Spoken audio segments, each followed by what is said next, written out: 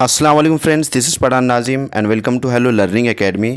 Friends, इस session में हम MATT 2025 के लिए मराठी के 60 प्लस PYQs यानी कि गुज़िश्ता इम्तिहान में पूछे गए इंपॉर्टेंट क्वेश्चंस वजात के साथ देखेंगे। लिहाजा 23 नवंबर को आपका एग्ज़ाम कंडक्ट होगा। इसी को मद्देनज़र रखते हुए हेलो लर्निंग एकेडमी पर 1 नवंबर से मास्टर बैच स्टार्ट की गई है, जिसमें आपको डेली वीडियो लेक्चर्स मिलेंगे, PDF नोट्स आपको दिए जाएंगे, पूरा सिलेबस आपका कवर करवाया जाएगा और उसके साथ आपको 4000 plus MCQs and PYQs practice के लिए दिए जाएंगे। 2013 से 2024 तक जितने भी क्वेश्चंस पेपर्स हैं वो आपको विद आंसर की प्रोवाइड किए जाएंगे। तो फ्रेंड्स, एक पेपर की फ़ीस 499 है और अगर आप दोनों पेपर ज्वाइन करते हो तो 799 इसका फ़ीस है। अगर आप इंटरेस्टेड हो तो नीचे दिए गए नंबर पर कॉन्टैक्ट कीजिए और कोर्स को ज्वाइन कीजिए। वक्त को ज़ाया ना करते हुए चलते हम क्वेश्चंस की तरफ। क्वेश्चन है, महानायक संभाजी पानिपत या शब्दांचे लेखन कोणी केले आहे? नंबर 1 रणजित देसाई, नंबर 2 विश्वास पाटिल, नंबर 3 शंकर पाटिल और नंबर 4 शिवाजी सावंत। तो फ्रेंड्स, इस क्वेश्चन का करेक्ट आंसर है ऑप्शन नंबर 2 विश्वास पाटिल। नेक्स्ट क्वेश्चन की तरफ बढ़ते हैं। अगला सवाल है कि रोज कुठल्या तरी फॅक्टरीतला 5चा भोंगा वाजत असे, यानी कि जो फैक्ट्रीज होते हैं और वहाँ पर जो अलार्म यानी कि जो लेबर्स वहाँ पर काम करते होते तो उनके लिए अलार्म के लिए एक साइलेंस बजाया जाता है, एक जो तो क्या कहेंगे उसको हॉर्न दी जाती है। तो इस टाइप का क्वेश्चन में पूछा गया है। लिहाजा या वाक्याचा काळ ओळखा, यानी कि इसमें कौन सा ज़माना पाया जाएगा, वर्तमान काल, भूतकाल, भविष्य काल, मीन्स जो तो ज़माने हाल, माजी और मुस्तकबिल, इससे रिलेटेड जो तो क्वेश्चन पूछा गया है और इस टाइप का क्वेश्चन आपको एग्जाम में आने वाला है। लिहाजा ऑप्शन नंबर फर्स्ट है कि रीति वर्तमान काल, नंबर 2 रीति भविष्य काल, नंबर 3 रीति भूतकाल और नंबर 4 अपूर्ण भूतकाल। तो फ्रेंड्स, इस क्वेश्चन का करेक्ट आंसर है ऑप्शन नंबर 3 रीति भूतकाळ।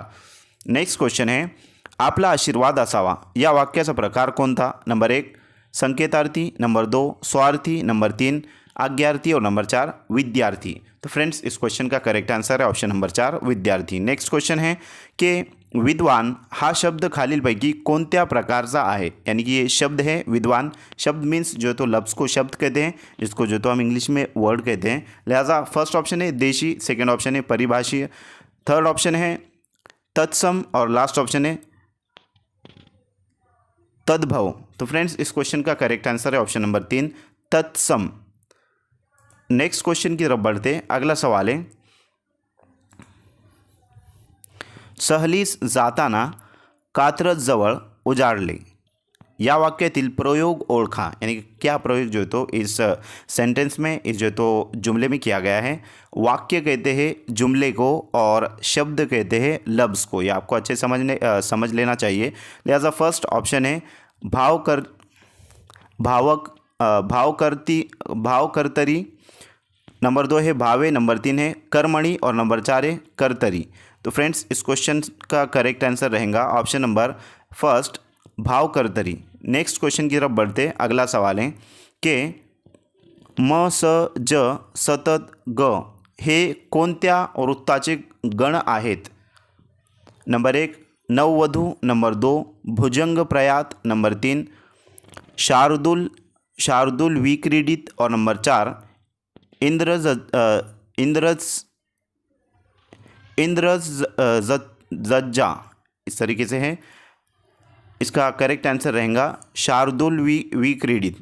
नेक्स्ट क्वेश्चन की तरफ बढ़ते हैं। अगला सवाल है कि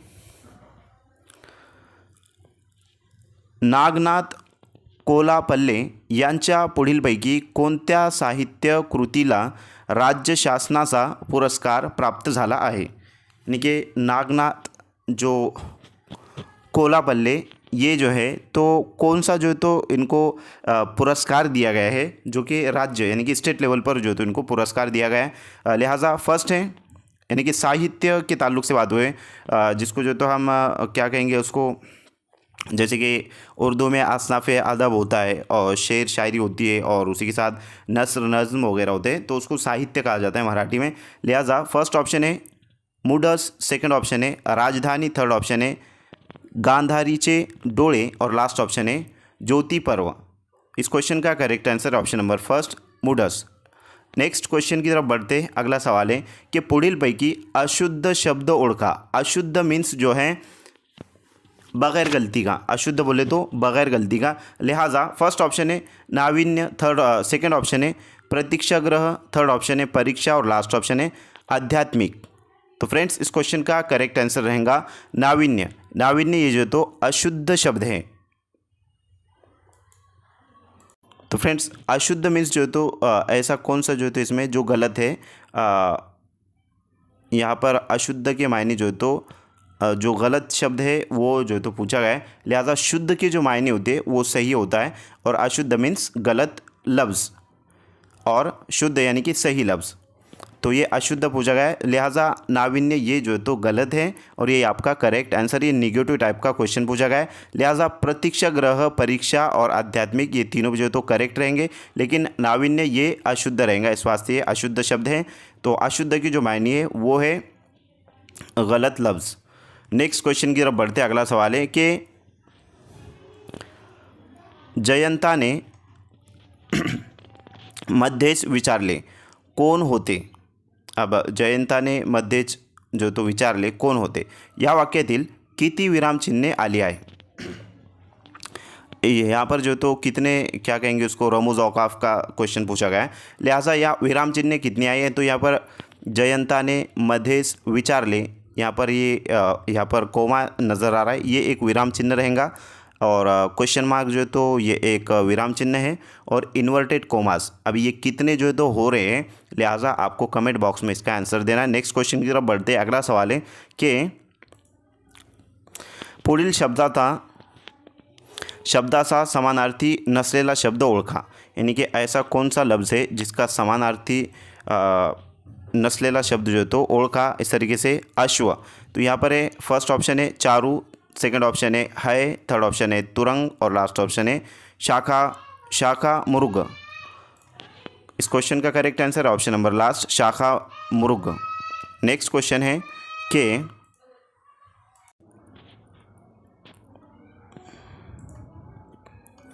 जहाल या शब्दाचा योग्य विद्यार्थी शब्द शोधा।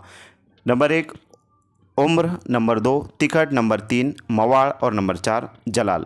तो फ्रेंड्स जहाल या शब्दाचा योग्य विद्यार्थी अपोजिट वर्ड जो है तो बतलाना है, लिहाजा इस क्वेश्चन का करेक्ट आंसर रहेगा ऑप्शन नंबर 3 मवाळ। नेक्स्ट क्वेश्चन की तरफ चलते। अगला सवाल है पुढील मन पूर्ण करा पदरी पडलेले झोड। नंबर 1 हसून केले गोड, नंबर 2 रखून केले खोड, नंबर 3 हसत झेली चोळ और नंबर 4 मारून केले गोड। तो फ्रेंड्स इस क्वेश्चन का करेक्ट आंसर है कि पदरी पडलेले झोड हसून केले गोड, option number first. Next question की तरफ बढ़ते। अगला सवाल है कि ज्या समासिक शब्दात दोन्ही पदे महत्त्वाची नसून त्यातून तिसऱ्याच पदाचा बोध होतो असा समास कोणता। नंबर 1 अव्ययी भाव, नंबर 2 बहुव्रीहि, नंबर 3 बंद और नंबर 4 तत्पुरुष। तो फ्रेंड्स इस क्वेश्चन का करेक्ट आंसर है ऑप्शन नंबर 2 बहुव्रीहि। नेक्स्ट क्वेश्चन की तरफ चलते। अगला सवाल है कि पुढीलपैकी भाववाचक नसलेले नाम शोधा। नंबर 1 भाव्यता, नंबर 2 शिवर्य, नंबर 3 दातृत्व और नंबर 4 स्वतंत्र। तो फ्रेंड्स यहाँ पर भाववाचक नसलेला नाम शोधा इस तरीके से बदला गया है। नाम जो तो इसम को कहते हैं यानी कि नाउन को कहते हैं। तो यहाँ पर करेक्ट आंसर रहेगा ऑप्शन नंबर 4 स्वतंत्र। क्वेश्चन है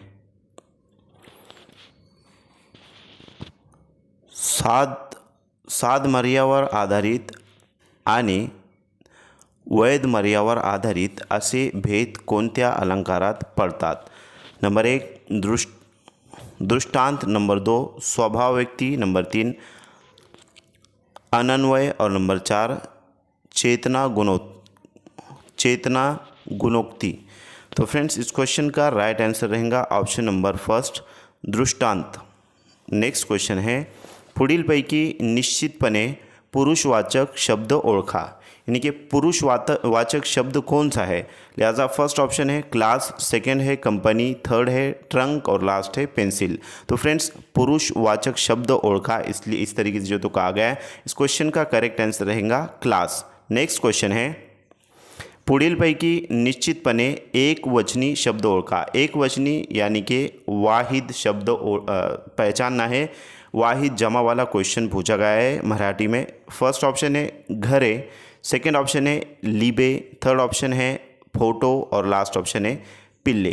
तो फ्रेंड्स यहाँ पर घरे, लिबे, पिले ये जो है तो अनेक वचन यानी कि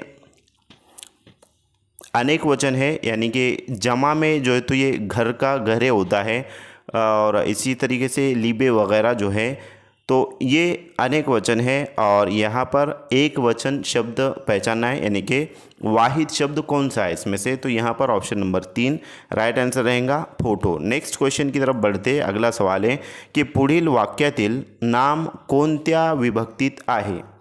मुलांनी आज्ञा पाळावी, यानी कि बच्चों ने जो है तो कहना मानना चाहिए, आज्ञा का पालन करना चाहिए, इस तरीके से बतलाया गया है क्वेश्चन है। तो इस क्वेश्चन में यानी कि ये जो वाक्य है, ये जो जुमला है, इसमें नाम कोणत्या विभक्तीत आहे, नाम से मुराद इसम कौन सी जो है तो विभक्ति में आए, इस तरीके से बतलाया गया है। लिहाजा फर्स्ट ऑप्शन है चतुर्थी अनेकवचनी, नंबर 2 है द्वितीय अनेकवचनी, नंबर 3 है षष्ठी अनेकवचनी, नंबर 4 है तृतीय अनेकवचनी।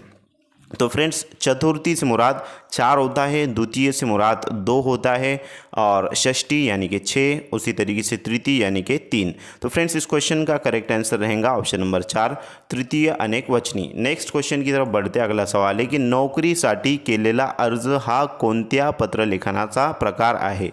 जो खतूत निगारी होती है, जो खत लिखे जाते हैं, लिहाजा मुलाजमत के लिए जो ख़त लिखा जाता है वो कौन से किस्म का होता है, इस तरीके से पूछा गया है। तो फ्रेंड्स नोकरीसाठी केलेला अर्ज हा कोणत्या पत्रलेखनाचा प्रकार आहे।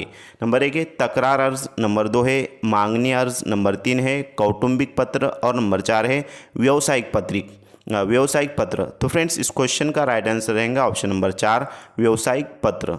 नेक्स्ट क्वेश्चन की तरफ बढ़ते अगला सवाल है कि पुढीलपैकी कठोर व्यंजन कोणते। एक होता है स्वर और दूसरा होता है व्यंजन। तो स्वर किसे कहते हैं और व्यंजन किसे कहते हैं आपको पता है। लिहाजा फर्स्ट ऑप्शन है च, सेकंड ऑप्शन है द, थर्ड ऑप्शन है ड और लास्ट ऑप्शन है चौथा द।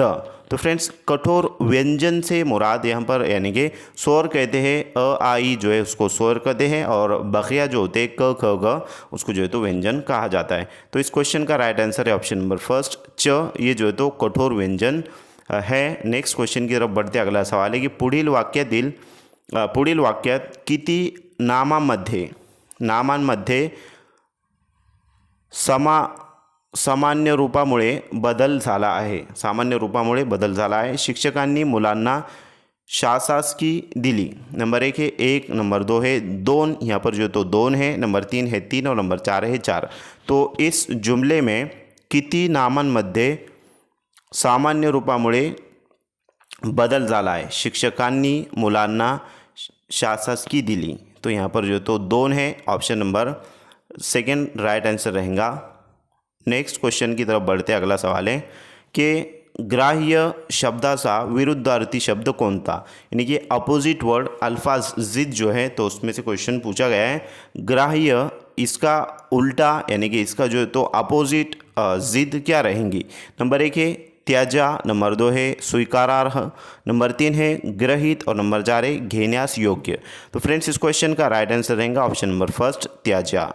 नेक्स्ट क्वेश्चन की तरफ बढ़ते अगला सवाल है कि माधव भित्रा नहीं, यानी कि माधव जो है तो डरपोक नहीं है, इस तरीके से इस जुमले का मतलब हो रहा है। लिहाजा या वाक्याचे अर्थ न बदलता बदलता होणारे होकारार्थी वाक्य कोणता। होकारार्थी से मुराद ये माधव अगर डरपोक नहीं है तो माधव क्या है, हिम्मत वाला है। तो ये जो है तो उसका होकारार्थी यानी कि हाँ में कन्वर्ट होगा कि वो डरपोक नहीं है बल्कि हिम्मत वाला है, बहादुर है। नंबर 1 है माधव भित्रा आहे, नंबर 2 है माधव शूर आहे। शूर से मुराद बहादुर होता है। नंबर 3 है माधव शूर नाही असे नाही।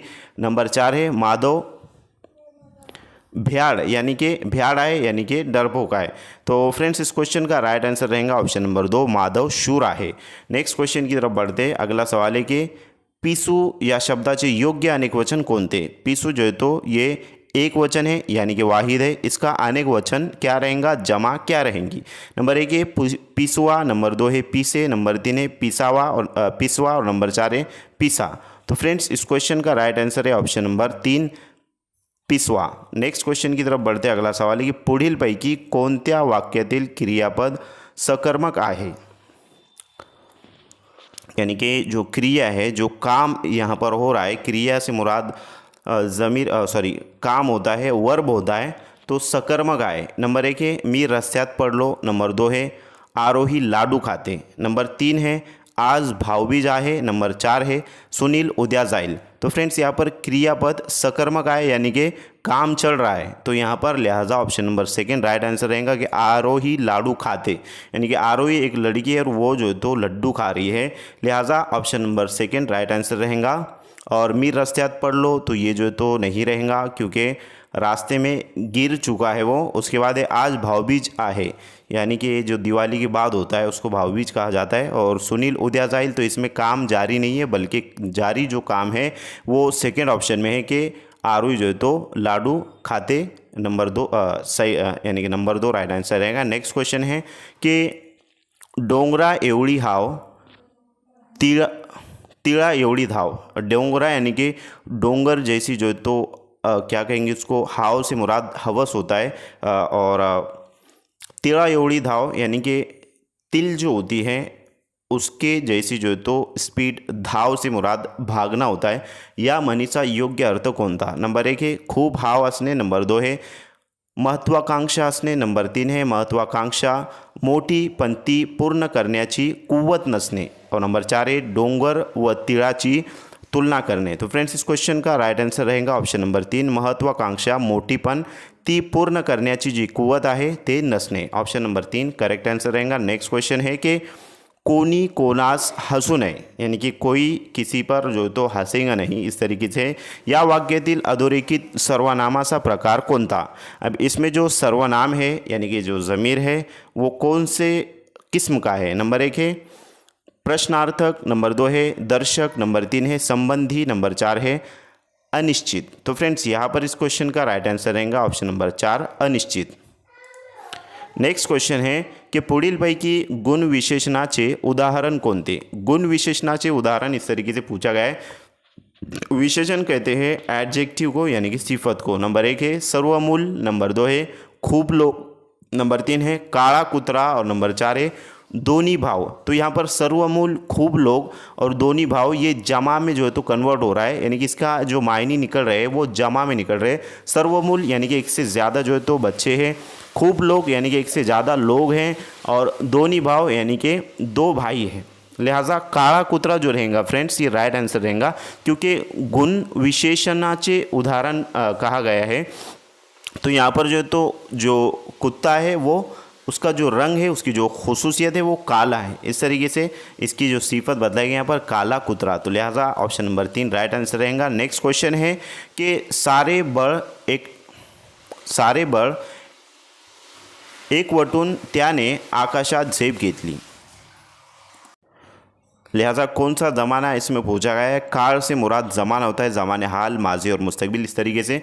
तो यहाँ पर सारे बळ एकवटून त्याने आकाशात झेप घेतली या वाक्याचा काळ ओळखा। साधा भूतकाळ, साधा वर्तमान काळ, पूर्ण भविष्य काळ और पूर्ण वर्तमान काळ।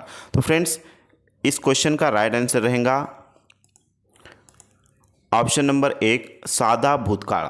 अब भूतकाळ किसे कहते हैं, तो भूतकाळ कहते हैं फ्रेंड्स वर्तमान काल यानी कि ज़माने हाल, भविष्य काल यानी ज़माने मुस्तकबिल और भूतकाल यानी ज़माने माजी। तो ऑप्शन नंबर 1 राइट आंसर रहेगा। क्वेश्चन है मामाने भाचीस बोलकी बाहुली आणली या वाक्यातील विशेषणाचा प्रकार कोणता। तो फ्रेंड्स ये जो जुमला दिया गया है, लिहाजा मामा ने यानी कि मामू ने जो है तो भांजी के लिए एक बोलणे वाली गुडिया लेकर आया है। लिहाजा या वाक्यातील विशेषणाचा प्रकार कोणता? विशेषण सिफत को कहते हैं, एडजेक्टिव को कहते हैं। लिहाजा नंबर 1 है गुणवाचक विशेषण, नंबर 2 है संख्यावाचक विशेषण, नंबर 3 है सर्वनामिक विशेषण और नंबर 4 है धातु साधित विशेषण। तो फ्रेंड्स इस क्वेश्चन का करेक्ट आंसर रहेगा ऑप्शन नंबर 4 धातु साधित विशेषण। नेक्स्ट क्वेश्चन की तरफ चलते, अगला सवाल है कि कर्नल संतोष महाडिक आपल्या तुकडीसह पुढे सरसावले या वाक्यातील अधोरेखित शब्दाची जात ओळखा।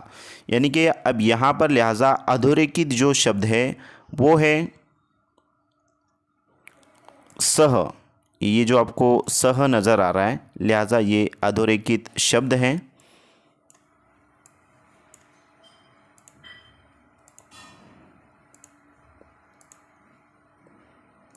सह। तो अब ये जो जुमला दिया गया है फ्रेंड्स, ये जुमले के अंदर अधोरेखित शब्द मीन्स जो स है वो शब्दाची जात ओळखा, यानी कि शब्द की जो तो लफ्ज़ की किस्म पहचाना है। नंबर 1 है कि केवल प्रयोगी अव्यय, नंबर 2 है क्रिया विशेषण अव्यय, नंबर 3 है शब्द योगी अव्यय और नंबर 4 है उभयान्वयी अव्यय। तो फ्रेंड्स इस क्वेश्चन का राइट आंसर है ऑप्शन नंबर 3 शब्द योगी अव्यय। नेक्स्ट क्वेश्चन की तरफ चलते, अगला सवाल है कि आम्ही पूर्ण दिवस पाण्यात डुंबलो, अधोरेखित शब्द। अब यहाँ पर जो अधोरेखित शब्द रहेगा वो रहेगा पाण्यात। ये जो तो अधोरेखित शब्द है पाण्यात डुंबलो। तो फ्रेंड्स अधोरेखित शब्दाचा विभक्तीचा कारकार्थ कोणता, यानी कि कारकार्थ कौन सा? तो इस तरीके से बतलाया गया है। फर्स्ट ऑप्शन है कर्म, सेकंड ऑप्शन है अधिकरण, थर्ड ऑप्शन है करण और लास्ट ऑप्शन है संप्रदान। तो फ्रेंड्स इस क्वेश्चन का करेक्ट आंसर है ऑप्शन नंबर 2 अधिकरण। अब किस तरीके से जो है तो ये अधिकरण है उससे मुतालिक हम डिटेल जो है तो देखेंगे। लिहाजा ये हमारा क्वेश्चन है और इसमें आम्ही पूर्ण दिवस पाण्यात डुबलो, यानी कि हम पूरा दिन पानी में डूबे। पाण्यात ये जो लफ्ज़ है ये अधोरेखित है और इसमें पानी में मीन्स पानी में यानी कि मध्य, ये इसका एक्सप्लेनेशन उर्दू में दिया गया है, इसका तजरिया हम देखेंगे फ्रेंड्स के लफ्ज़ पाण्यात में सप्तमी विभक्ति का इस्तेमाल है। अब समती विभक्ति आम तौर पर उस जगह या चीज़ को जाहिर करती है जहाँ कोई काम होता है। तो फ्रेंड्स अब यहाँ पर जो काम हो रहा है लिहाजा वो पानी में डूबे हैं। और मसलन जैसे कि तो शाळेत गेला यानी कि वो स्कूल में गया, पक्षी डाळावर बसला यानी परिंदा दरख्त पर बैठा और आम्ही पाण्यात डुबलो यानी हम पानी में डूबे। ऐसी हालत में अधिकरण कारक यानी कि अधिकरण कारक आता है। अधिकरण कारक कहते हैं जो कुठे कहा के सवाल का जवाब देता है। अधिकरण कारक किसे कहते हैं फ्रेंड? जो कुठे या कहा के सवाल का जवाब देता है। अब यहाँ पर कुठे मीन्स कहा यानी कि पानी में, कुठे यानी कि पाण्यात। तो इस तरीके से अधिकरण सही जवाब जो है तो अधिकरण रहेगा, यानी कि ऑप्शन नंबर 2 हमारा राइट आंसर रहेगा। नेक्स्ट क्वेश्चन की तरफ चलते हैं। उससे पहले जैसे कि अधिकरण कारक उस जगह या मकाम को जाहिर करता है जहाँ पर कोई अमल या काम होता है। पाण्यात से जाहिर होता है कि अमल डूबना कहाँ पर हुआ, यानी कि पानी में हुआ। तो इस तरीके से ये वजाहत के साथ आपको यहाँ पर दिया गया और हतमी जवाब जो रहेंगे इसका अधिकरण कारक रहेगा ऑप्शन नंबर 2। नेक्स्ट क्वेश्चन है पुढीलपैकी नपुंसक लिंगी नाम ओळखा। नंबर 1 फुगे, नंबर 2 धागे, नंबर 3 सोगे, नंबर 4 वांगे। तो फ्रेंड्स फुगे यानी कि गुब्बारे को कहते हैं, धागे मीन्स जो धागा होता है उसे कहते हैं, सोगे कलियों को कहते हैं और वांगे यानी कि बैंगन को कहते हैं। अब यहाँ पर नपुंसक लिंग से रिलेटेड बात हो रही है, लिहाजा 3 चीज़ें होती है, स्त्रीलिंग, पुल्लिंग और नपुंसक लिंग। तो इसमें जो तो नपुंसक लिंग कौन सा रहेगा इस तरीके से बतलाया गया है। तो इस क्वेश्चन का करेक्ट आंसर रहेगा ऑप्शन नंबर 4 वांगे। अब ये किस तरीके से जो तो रहेगा उसके बारे में भी डिटेल देखेंगे। तो फ्रेंड्स ये जो तो हमारा सवाल है और लिहाजा इसका उर्दू में तर्जुमा भी आपको दिया गया है और यहाँ पर हम देखेंगे कि तीन किस्म जो है तो मराठी में इस्म की होती है, यानी कि नाम की होती है। सबसे पहले पुल्लिंग, जैसे मुलगा यानी कि मुज़क्कर जिसको कहते हैं लड़का, और स्त्रीलिंग जैसे कि मुलगी यानी कि लड़की, इसको मोन्नस कहते हैं, उसको स्त्रीलिंग मराठी में कहा जाएगा। नपुंसक लिंग से मुराद न्यूट्रल जेंडर, जैसे कि वांगे, पानी, पानी, इसको जो है तो नपुंसक लिंग कहा जाएगा। जैसे कि फुगे, ये जो है तो मुज़क्कर रहेगा। गुब्बारे, धागे, ये भी जो है तो मुज़क्कर रहेगा, पुल्लिंग रहेगा। और सोगे, फूलों की कलियां या खुशबू, इसको सोगे कहा जाता है, पुल्लिंगी रहेगा, मुज़क्कर रहेगा। और वांगे जो रहेगा बैंगन और बैंगने, ये नपुंसक लिंगी रहेगा, यानी कि गैर मुज़क्कर व गैर मोन्नस, ना मुज़क्कर है और ना मोन्नस। तो इस तरीके से ये जो है तो ऑप्शन नंबर 4 जो रहेगा वो करेक्ट आंसर रहेगा। अब इसमें वांगे जो लफ्ज़ है ये मराठी में नपुंसक लिंग इसम है, क्योंकि इसके आखिर में ए आता है। ए जो है तो ये जो ए नज़र आ रहा है आपको यहाँ आता है, इस वास्ते ये नपुंसक लिंग रहेगा। और वांग इसमें भी नपुंसक लिंग में इस्तेमाल होती है। उसके बाद है नेक्स्ट क्वेश्चन की तरफ चलते हैं। तो फ्रेंड्स, इस सवाल का करेक्ट आंसर रहेगा ऑप्शन नंबर 4। और क्लासेस में आपको डिटेल एक्सप्लेनेशन के साथ हमने बतलाया है। अगर से आपने क्लास ज्वाइन नहीं की तो जल्द से जल्द ज्वाइन कीजिए और महा टीटी की एग्ज़ाम की तैयारी स्टार्ट कीजिए। खैर, उसके बाद है आम्हाला उत्कर्षांचा अन प्रगतीचा मार्ग दिसला। या वाक्यातील विधेय भाग ओळखा। अब विधेय भाग ये किसे कहते हैं, ये जो तो क्वेश्चन आपके जहन में आ रहा होगा। खैर, इसके ताल्लुक से भी हम देखेंगे। ऑप्शन नंबर फर्स्ट है मार्ग दिसला, सेकंड ऑप्शन है आम्हाला दिसला, थर्ड ऑप्शन है प्रगतीचा मार्ग दिसला, और लास्ट ऑप्शन है आम्हाला मार्ग दिसला। तो फ्रेंड्स, क्वेश्चन जो तो हमको मुकम्मल समझ में आता है, बट उसमें एक दो लफ्ज़ ऐसे होते हैं जिससे हम वाकिफ़ नहीं होते, और उसी में सवाल की जवाब छुपा हुआ होता है। तो खैर, आपको अच्छे से स्टडी करना है। अब विधेय किसे कहते हैं वो हम देखेंगे कि आम्हाला उत्कृष्टांचा अन प्रगतीचा मार्ग दिसला। फ्रेंड्स, इस क्वेश्चन का करेक्ट आंसर रहेगा ऑप्शन नंबर 2, आम्हाला दिसला। यानी कि क्या दिसला? उत्कृष्टाचा अन प्रगतीचा मार्ग। तो अब ये विधेय किसे कहा जाता है वो हम देखेंगे। कि आपको यहाँ पर जैसे कि चार्ट नज़र आ रहा है कि कर्ता आणि विधेय, यानी कि सब्जेक्ट एंड प्रेडिकेट। तो प्रेडिकेट किसे कहते हैं फ्रेंड्स? आपको पता होगा कि जो इंग्लिश में जुमले की बंदिश होती है वो कुछ इस तरीके से होती है, subject plus verb plus object. ठीक है, तो अब सब्जेक्ट तो हमें पता है कि फ़ाइल को कहते हैं, और वर्ब यानी कि काम, और ऑब्जेक्ट यानी मफूल जिस पर काम किया जा रहा है। लिहाजा ये दोनों को मिलाकर प्रेडिकेट बनता है। प्रेडिकेट जो है तो ये दोनों को मिलाकर बनता है, वर्ब और ऑब्जेक्ट को मिलाकर। तो उसके मुतालिक ही हम देखेंगे कि यहाँ पर जो है तो मराठी में भी दिया गया है। नंबर 1 है कर्ता आणि विधेय, यानी कि सब्जेक्ट और प्रेडिकेट। तो मराठी में सबसे पहले हम देखेंगे कर्ता म्हणजे वाक्यात ज्याच्याबद्दल काहीतरी सांगितले जाते तो, यानी कि जुमले के अंदर जिसके बारे में कहा जा रहा है उसको कर्ता कहेंगे। फाइल वो होता है जिसके बारे में जुमले में कुछ बताया जाता है। फाइल मीन्स किसी जो तो इस्म का नाम रहेगा या ज़मीर रहेगा, उसको फाइल जो तो जैसे कि I, we, you, he, she, it, ये जो तो फाइल होते हैं। और उसके बाद है इंग्लिश में सब्जेक्ट कहा जाता है कि द पर्सन और thing about home something is said, यानी कि उसके बारे में कुछ कहा जाता है। उसके बाद है विधेय म्हणजे कर्त्याबद्दल।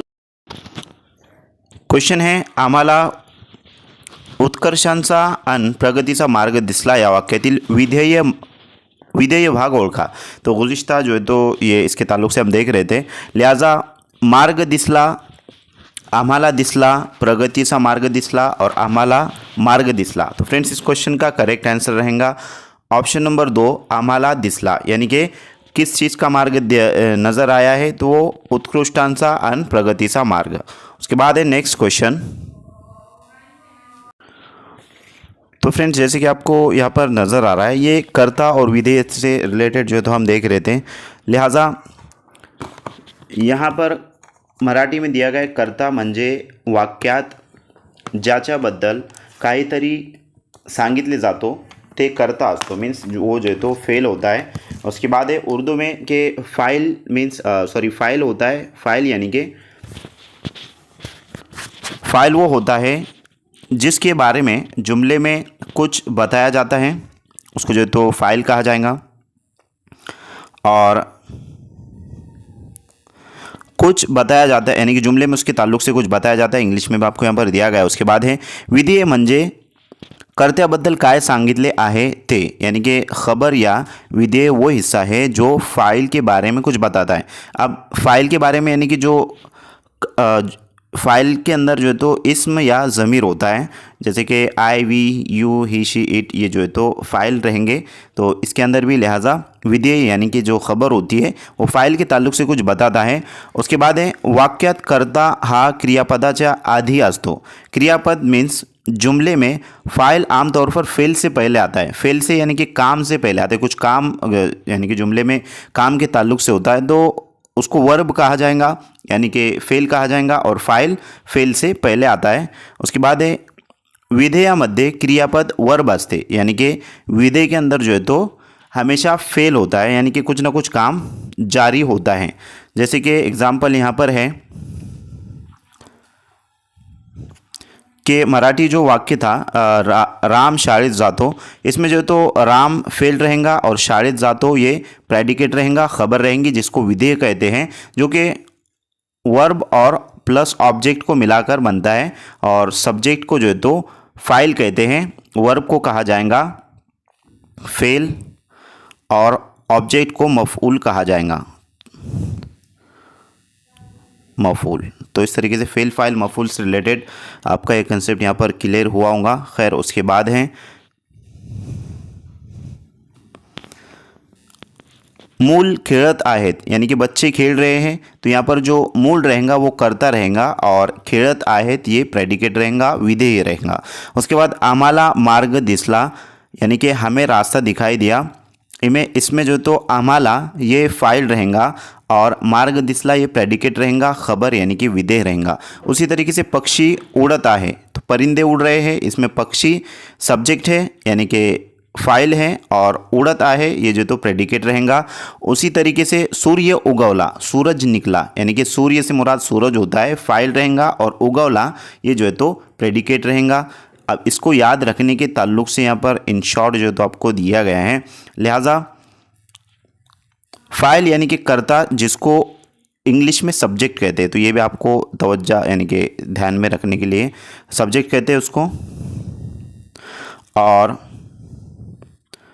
कौन या किसके बारे में बात हो रही है उसको जो तो फाइल कहा जाएगा। उसके बाद विधेय यानी कि खबर, क्या किया या क्या हुआ, तो ये काम के करने की जो है तो कंडीशन को बताता है। उसके बाद है राम शाळेत जातो, तो इसमें जो है तो कौन स्कूल में जा रहा है, तो फ्रेंड्स राम जा रहा है, यहाँ पर कर्ता रहेगा, और शाळेत जातो ये विधेय यानी कि प्रेडिकेट रहेगा।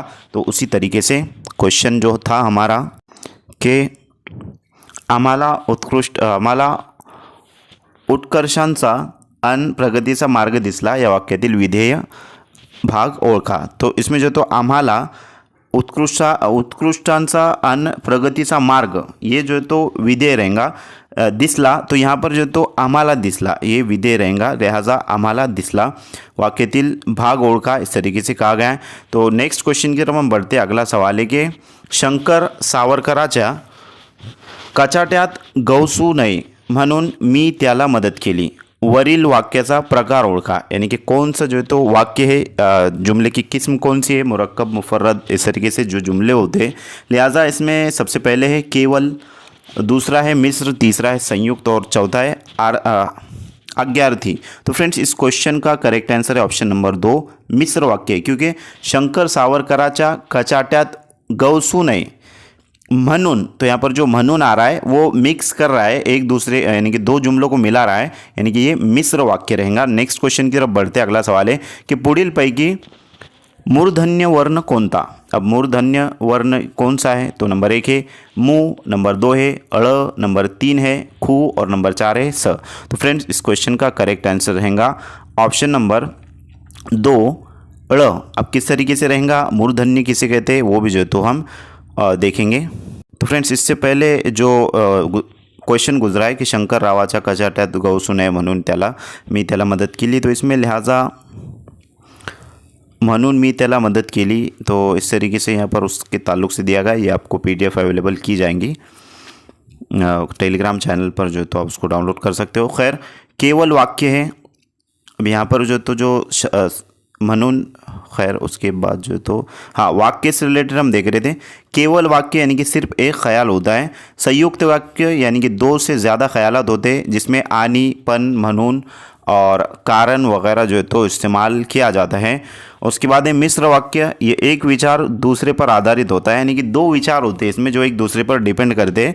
लिहाजा उसके बाद है आज्ञार्थी, यानी कि हुक्म या दरख्वास्त जाहिर करता है। ये जुमला 2 आज़ाद ख्याल पर मुश्तमिल होता है, इसलिए ये संयुक्त मुरक्कब जो है तो जुमला है, यानी कि संयुक्त वाक्य है। इस तरीके से जो तो बतलाया गया है। लिहाजा उत्तर जो रहेगा इसका मिश्र वाक्य रहेगा आंसर की के अकॉर्डिंग। तो ये जो क्वेश्चन है फ्रेंड्स, इसका जो आंसर रहेगा वो मिश्र वाक्य रहेगा आंसर की के अकॉर्डिंग, क्योंकि यहाँ शंकर सावरकराच्या कचाट्यात गवसू नये म्हणून मी त्याला मदत केली, तो यहाँ पर 2 जो है तो ख्यालात इंक्लूड हो रहे हैं, इस वास्ते ऑप्शन नंबर 2 करेक्ट आंसर रहेगा। नेक्स्ट क्वेश्चन है, ये जो सवाल है कि पुढीलपैकी मूर्धन्य वर्ण कोणता, तो इससे रिलेटेड हम देख रहे हैं। तो यहाँ पर 4 जो है तो अक्षर दिए गए, मू, ळ, खू और स। तो दुरुस्त जो जवाब रहेंगे इसका मूर्धन्य वाक्य, यानी कि ऐसे हुर्फ जो मूर्धन्य या रेट्रोफ्लेक्स कहा जाता है, जिसको जो ज़बान की नोक के तालू के ऊपर वाले हिस्से से लगाकर अदा किए जाते हैं। ये आवाज़ें ज़बान के पिछले हिस्से से निकलती है, इसलिए उन्हें मूर्धन्य तालू वाले कहा जाता है। मूर्धन्य किसे कहते हैं फ्रेंड्स, वो तालू वाले जो अल्फाज होते हैं, जैसे कि अड़, ये जो तो तालू से ज़बान की नोक तालू पर लग रही है तो उसे जो तो मूर्धन्य कहा जाएगा। अब इसमें कौन कौन से हुरूफ है, तो इसमें जो है सबसे पहले है ट, ठ, ड, ढ, न, अड़ और श। तो ये मूर्धन्य लफ्ज़ है, मूर्धन्य जो तो हुरूफ है। उसके बाद है अब मुँह जो है तो उसमें म और उ आ रहा है, लिहाजा मुँह हो रहा है, जो कि ये दोनों भी जो है तो मूर्धन्य नहीं है। उसके बाद है यहाँ पर नेक्स्ट अड़ है। अड़ ये मूर्धन्य उर्फ है, क्योंकि ये तालू से जो तो लग रहा है, ज़बान की नोक तालू पर लग रही है, जैसे कि अड़। उसके बाद है खू, तो ख में जो ये जो तो ख जो रहेगा ये तालव्या रहेगा, यानी कि मूर्धन्य नहीं रहेगा, लेकिन ये जो तो गुथन्य रहेगा, यानी कि ये मराठी ज़बान का लफ्ज़ है, लिहाजा उसको उर्दू में यहाँ पर किया गया है। और उसके बाद जो है तो स जो रहेगा वो दंतिया रहेगा, दांतों से निकलने वाला है और मूर्धन्य नहीं। तो फ्रेंड्स, ये जो चीज़ें आपको नज़र आ रही है, लिहाजा ये मखारिज से रिलेटेड क्वेश्चन पूछा गया है कि उर्दू में जो मखरज होते हैं, जैसे कि अलिफ का और हा, खा, हमज़ा हा, आइन हा, गैन खा, इस तरीके से मुख्तलिफ मखारिज होते हैं और दांतों से रिलेटेड भी जो तो उसमें बतलाया जाता है। तो ये मखरज वाला क्वेश्चन है, लेकिन ये मराठी में जो तो पूछा गया है। अब इसको इससे मुतालिक जो तो और आप इन्फॉर्मेशन कलेक्ट कर सकते हो, लिहाजा करेक्ट जो आंसर रहेगा वो ड़ रहेगा। ये वाहिद मूर्धन्य है ड़, इसलिए जो है तो जवाब ड़ राइट आंसर रहेगा, जो कि तालू से ज़बान की नोक टकरा रही है। नेक्स्ट क्वेश्चन की तरफ बढ़ते हैं। अगला सवाल है कि संधि प्रकारानुसार विसंगत पर्याय कोणता। नंबर 1 महोदार्य, नंबर 2 गंगोग, नंबर 3 दुर्दैव, नंबर 4 जनैक्य। तो फ्रेंड्स, इस क्वेश्चन का करेक्ट आंसर है ऑप्शन नंबर 3 दुर्दैव। किस तरीके से वो भी हम देखेंगे। अब यहाँ पर दिया गया है कि संधि यानी संधि के कायदे के मुताबिक कौन सा लफ्ज़ मेल नहीं खाता, इस तरीके से सवाल है। तो इसमें यहाँ पर 4 ऑप्शन दिए गए हैं। अब सबसे पहले समझते हैं संधि क्या है। तो संधि का मतलब है 2 अल्फाज या धातों का इस्तेमाल, 2 अल्फाज या धातों का आपस में मिलकर नया रूप इख्तियार करना। ये एक सूती कायदा है, यानी कि आवाज़ से रिलेटेड कायदा है, जिसमें हुरूफ के बदलने, जुड़ने या मिटने से नया लफ्ज़ बनता है। संधि की 3 किस्में हैं, अहम किस्में। सबसे पहले स्वर संधि यानी कि हुरूफ इल्लत की संधि, नंबर 2 है व्यंजन यानी कि हुरूफ सही की संधि, और नंबर 3 है विसर्ग संधि, यानी कि ये जो है विसर्ग संधि जिसको कहते हैं। तो अब हर लफ्ज़ का हम तज्जिया करते हैं कि महोदार्य, तो इसमें मह प्लस औदार्य मिलाकर जो तो महोदार्य बना है। यहाँ पर अ प्लस औ यानी कि अ हो रहा है, इस वास्ते ये शोर संधि रहेंगी। उसके बाद है दुरुस्त, ये जो तो दुरुस्त संधि है। उसके बाद जो है तो गंगोग, इसमें जो तो गंगा प्लस ओग मिलाकर जो है तो गंगोग बन रहा है और यहाँ शोर संधि इस वास्ते के आ प्लस ओ इज इक्वल टू जो है तो औ हो रहा है, इस वास्ते ये भी दुरुस्त रहेगा। उसके बाद है दुर्देव, यानी कि दुर और दुख प्लस देव मिलाकर जो है तो दुर्देव बनता है, तो ये निसर्ग संधि है, सॉरी विसर्ग संधि है, ये भी दुरुस्त संधि है। और उसके बाद है नंबर 4 जैनक्य है वो, लेकिन यहाँ पर बाय मिस्टेक हुआ है, तो ये किसी भी संधि के कायदे में यहाँ पर जो है तो ये रॉन्ग, ये किसी भी संधि के मुताबिक नहीं, मुताबिकत नहीं रखता, विसंग गैर मुतालिक है।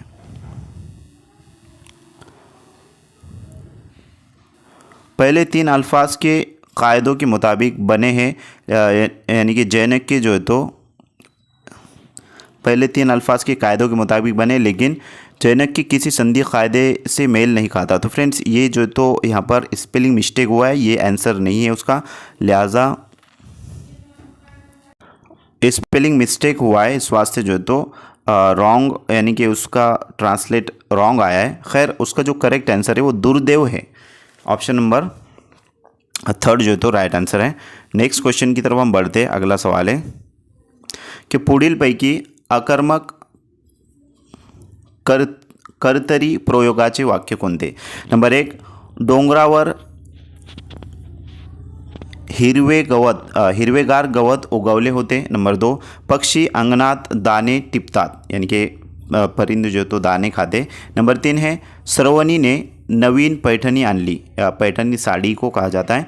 उसके बाद है नंबर 4 ताईने अंगणात पाना फुलांची रांगोळी काढली। तो फ्रेंड्स इस क्वेश्चन का करेक्ट आंसर है ऑप्शन नंबर 1 डोंगरावर हिरवे गवत उगवले होते।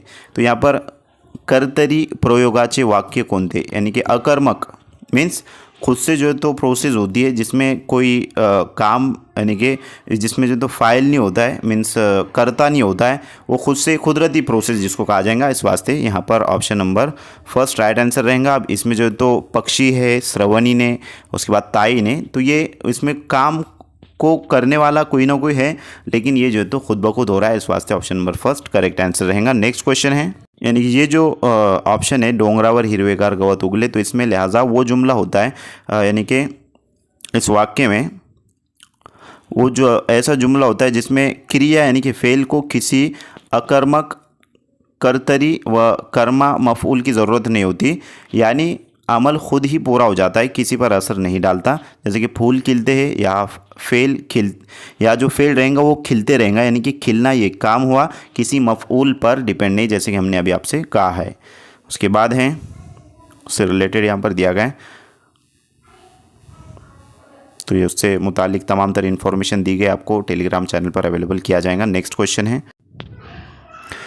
गावावर आलेल्या भीतीदायक संकटाचा गावकऱ्यांनी मिळून सामना केला, अधोरेखित शब्दासमूहास योग्य अलंकारी शब्द कोणता? नंबर 1 गंडांतर, नंबर 2 इष्टापत्ती, नंबर 3 हमरी तुमरी, नंबर 4 पर्वणी। तो फ्रेंड्स इस क्वेश्चन का राइट आंसर है ऑप्शन नंबर 1 गंडांतर, यानी कि ये जो भीतिदायक संकटाचा उसके लिए जो तो इस्तेमाल होने वाला जो लफ्ज़ है वो ये है गंडांतर, ये करेक्ट आंसर है। क्वेश्चन है पुढीलपैकी समूहदर्शक शब्दाची अयोग्य जोड़ी कोणती, यानी कि अयोग्य जोड़ी जो तो बतलाना है, लिहाजा ऑप्शन 1 है मडक्यांची उतरण, नंबर 2 है प्रवाशांची झुंबड, नंबर 3 है नाण्यांची चवळ और नंबर 4 है गवताचा भारा। तो फ्रेंड्स इस क्वेश्चन का करेक्ट आंसर रहेगा ऑप्शन नंबर 3 नाण्यांची चवळ। नेक्स्ट क्वेश्चन है माधुरी अतिशय हुशार आहे, या वाक्याचे अकरण रूपी वाक्य कोणते, यानी कि निगेटिव सेंटेंस जो तो कौन सा रहेगा, इस तरीके से पूछा गया है। अकरण मीन्स निगेटिव सेंटेंस। नंबर 1 है माधुरी हुशार नाही, नंबर 2 है माधुरी खूब हुशार नाही, नंबर 3 माधुरी अजिबात मठ्ठ नाही और नंबर 4 माधुरी खूब मठ्ठ आहे। तो फ्रेंड्स इस क्वेश्चन का करेक्ट आंसर रहेगा ऑप्शन नंबर 3 माधुरी अजिबात मठ्ठ नाही। तो ये अकरण रूपी वाक्य पूछा गया है, यानी कि अकरण रूपी जुमला कौन सा है, मीन्स माधुरी अजिबात मठ्ठ नाही। तो नेक्स्ट क्वेश्चन की तरफ बढ़ते, अगला सवाल है कि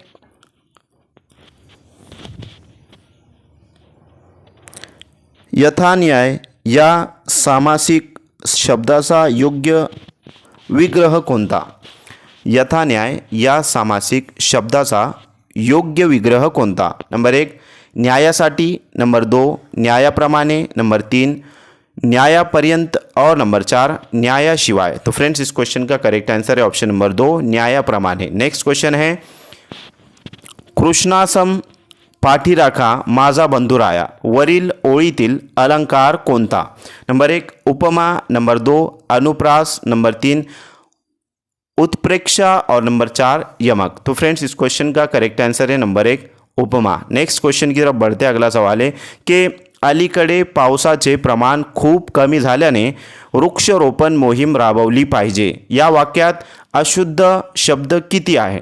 यानी कि इसमें जो है अशुद्ध मीन्स जो शुद्ध नहीं है, जो कि सही नहीं है, दुरुस्त नहीं है। तो जो दुरुस्त नहीं है वो कितने जो तो लफ्ज़ है इस तरीके से पूछा गया है। नंबर 1 है 6, नंबर 2 है 5, नंबर 3 है 7 और नंबर 4 है 4। तो फ्रेंड्स इस क्वेश्चन का करेक्ट आंसर है ऑप्शन नंबर फर्स्ट 6। अब 6 कौन कौन से वो भी जो है तो हम देखेंगे। तो फ्रेंड्स यहाँ पर जो तो पावसाचे, ये जो तो पावसाचे या ऊ है, जबकि वह आना चाहिए। उसके बाद है प्रमाण, प्रमाण में न जो है तो नल का आया है, न बान का होना चाहिए। उसके बाद है नेक्स्ट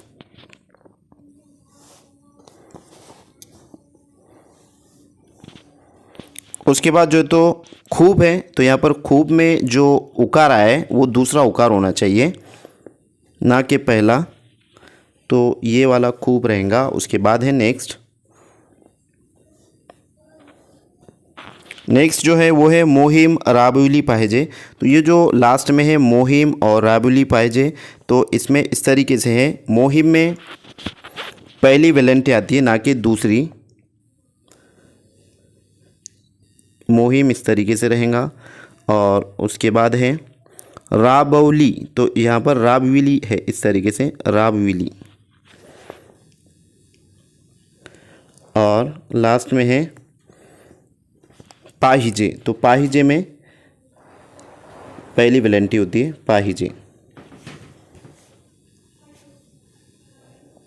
तो ये 6 जो हैं यहाँ पर अशुद्ध शब्द है, यानी कि ये 6 शब्द करेक्ट नहीं है, इनकरेक्ट है। इस वास्ते option number first right answer रहेगा। नेक्स्ट क्वेश्चन की तरफ बढ़ते हैं, अगला सवाल है कि मी विचारले तुम्ही देशावर प्रेम करता म्हणजे काय करता, या वाक्यात किती विरामचिन्हे येतील? तो फ्रेंड्स इसमें ऑप्शन नंबर फर्स्ट है 2, ऑप्शन नंबर सेकंड है 3, नंबर 3 है 4 और नंबर 4 है 5। तो फ्रेंड्स ये विराम चिन्ह मीन्स जो रमूज़ औकाफ है उससे मुतालिक क्वेश्चन पूछा गया है। तो मराठी में उसको विराम चिन्ह कहते हैं, यानी कि रमूज़ औकाफ को जो तो विराम चिन्ह कहा जाता है। लिहाजा यहाँ पर 3 जो है तो विराम चिन्ह आएंगे। ऑप्शन नंबर सेकंड आपका राइट आंसर रहेगा। अब कौन कौन से वो भी हम देखेंगे। लिहाजा सबसे पहले तो मी विचार लें, तो यहाँ पर जो मी विचार लें यहाँ पर स्वल्प विराम आएगा, इस तरीके से डॉट होता है जिसको स्वल्प विराम कहते हैं।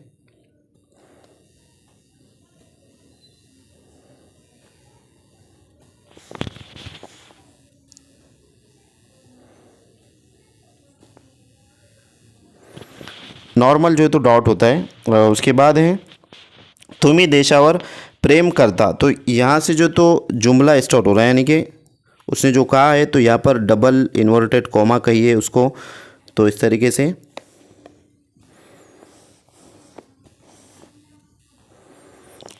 और उसके बाद तुम्ही देशावर प्रेम करतात म्हणजे काय करतात, तो यहाँ पर जो तो म्हणजे काय करता, यहाँ पर भी इन्वर्टेड कॉमा कंप्लीट होगा और यहाँ पर लास्ट में क्वेश्चन मार्क आएगा, यानी कि सवाल या निशान। तो इस तरीके से 3 यहाँ पर इसको जो ये जो इन्वर्टेड कॉमा है, डबल इन्वर्टेड कॉमा है, इसको उद्धरण चिन्ह कहते हैं और इसको जो तो प्रश्न चिन्ह कहते हैं। तो इस तरीके से 3 जो है तो यहाँ पर विराम चिन्ह आएंगे। नेक्स्ट क्वेश्चन की तरफ बढ़ते, अगला सवाल है कि भाकरी हा शब्द कोणत्या भाषेतून मराठी भाषेत आला है? Number 1 Telugu, number 2 Portuguese, number 3 कानड़ी और नंबर 4 फारसी। भाकरी ये जो लफ्ज़ है ये कौन सी ज़बान से माखूज़ है, इस तरीके से क्वेश्चन पूछा गया है। तो फ्रेंड्स ये कानड़ी ज़बान से माखूज़ है। ऑप्शन नंबर 3 सही जवाब रहेगा। नेक्स्ट क्वेश्चन की तरफ बढ़ते हैं। अगला सवाल है कि यशवंतराव चव्हाण यांचे आत्मचरित्र पुढीलपैकी कोणते? नंबर 1 सह्याद्रीचे वारे, नंबर 2 कन्हेचे पानी, नंबर 3 कृष्णकाठ और नंबर 4 कृष्ण कमल। तो फ्रेंड्स इस क्वेश्चन का करेक्ट आंसर है ऑप्शन नंबर 3 कृष्णकाठ। नेक्स्ट क्वेश्चन की तरफ बढ़ते हैं। अगला सवाल है कि प्रजासत्ताक दिनाच्या कार्यक्रमासाठी प्रमुख अतिथी म्हणून उपस्थित असलेल्या व्यक्तीस तुम्ही कोणते पत्र लिहिणार? नंबर 1 अभिनंदन पत्र, नंबर 2 निमंत्रण पत्र, नंबर 3 आभार पत्र और नंबर 4 तकरार पत्र। तो फ्रेंड्स इसमें प्रजासत्ताक दिन यानी कि प्रजासत्ताक दिन यानी कि 26 जनवरी से मुतालिक योम जमहूरिया से मुतालिक बात हो रही है, तो लिहाजा इन्विटेशन आपको देना है, तो वो यानी कि प्रमुख उपस्थिती म्हणून उपस्थित असलेल्या व्यक्तीस तुम्ही कोणते पत्र लिहिणार, इस तरीके से। तो इसमें ऑप्शन में आपको करेक्ट जो आंसर है आपका आंसर की के अकॉर्डिंग नंबर 3 दिया गया है, लिहाजा निमंत्रण पत्र जो है तो तकरार पत्र, आभार पत्र। तो यहाँ पर ऑप्शन नंबर 3 करेक्ट आंसर रहेगा आभार पत्र। तो फ्रेंड्स इसका आंसर जो होना चाहिए था निमंत्रण पत्र होना चाहिए था, लेकिन आंसर की के अकॉर्डिंग आपको ऑप्शन नंबर 3 करेक्ट आंसर दिया गया है। नेक्स्ट क्वेश्चन की तरफ बढ़ते अगला सवाल है कि अभंगांच्या ओळी व रचनाकार यांची विसंगत जोडी ओळखा। विसंगत यानी विसंगत से मुराद गैर मुतालिक जोड़ी जो है तो पहचानना है। तो यहाँ पर फर्स्ट ऑप्शन है निंबा कडूपण देत असे कोण, युक्षा गोळपण कवन करी। तो ये संत बहिणाबाई की जो है तो लिखा गया है, इन्होंने लिखा है। उसके बाद है धरीला पंढरीचा सोर, गळा बांधून या दोर। तो ये संत जनाबाई को जो है तो इन्होंने लिखा है। उसके बाद है ऐसे कैसे जाले भोंदू, कर्म करोनी म्हणती साधू। संत तुकाराम ने ये जो है तो दोहा लिखा है। उसके बाद है माझे माहेर पंढरी, सुखे नांदू भीमा तीरी। तो ये रॉन्ग है जो है तो गैर मुतालिक, इसमें संत निर्मला बाई का जो है तो ये गैर मुतालिक है, लिहाजा ऑप्शन नंबर लास्ट आपका करेक्ट आंसर रहेगा। नेक्स्ट क्वेश्चन है खालील पर्यायांतून समानार्थी शब्दाची विसंगत जोड़ी ओळखा। विसंगत मीन्स गैर मुतालिक जो है तो आपको पहचानना है, लिहाजा फर्स्ट ऑप्शन है लतिका कन्या। उसके बाद है नंबर 2 आदिम मूळसा, नंबर 3 आस्था आपुलकी और नंबर 4 पत्थर दगड़। तो खालील पर्यायातून समानार्थी यानी कि हम मायने अल्फाज की गैर मुतालिक जोड़ी पहचानना है। तो इस क्वेश्चन का करेक्ट आंसर रहेगा ऑप्शन नंबर फर्स्ट लतिका कन्या। तो यहाँ पर आदिम मूलसा ये करेक्ट रहेगा, उसका जो है तो समानार्थी शब्द है यानी कि हम मायनी लफ्ज़ है।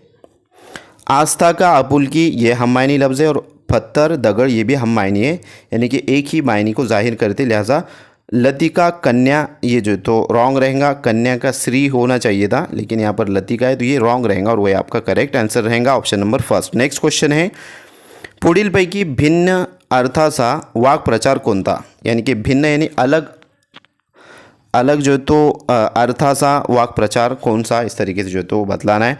नंबर 1 है धाबे दणाणणे, नंबर 2 पोटात गोळा येणे, नंबर 3 अंगासा थरकाप उड़ने और नंबर 4 अंगासा तिळ पापड़ होने। तो इस क्वेश्चन का करेक्ट आंसर रहेगा ऑप्शन नंबर लास्ट अंगासा तिळ पापड़ होने। नेक्स्ट क्वेश्चन है विरुद्धार्थी शब्दांची अयोग्य जोड़ी कोणती। अयोग्य मीन्स जो योग्य नहीं है, यानी कि गलत जोड़ी कौन सी, इस तरीके से। नंबर 1 है अनुरूप विजेड, नंबर 2 है अवृत्त परावृत्त, नंबर 3 है कौड़े निब्बर और नंबर 4 है टवटवीत मलूल। तो फ्रेंड्स इस क्वेश्चन का करेक्ट आंसर रहेगा ऑप्शन नंबर 2, आवृत्त परावृत्त।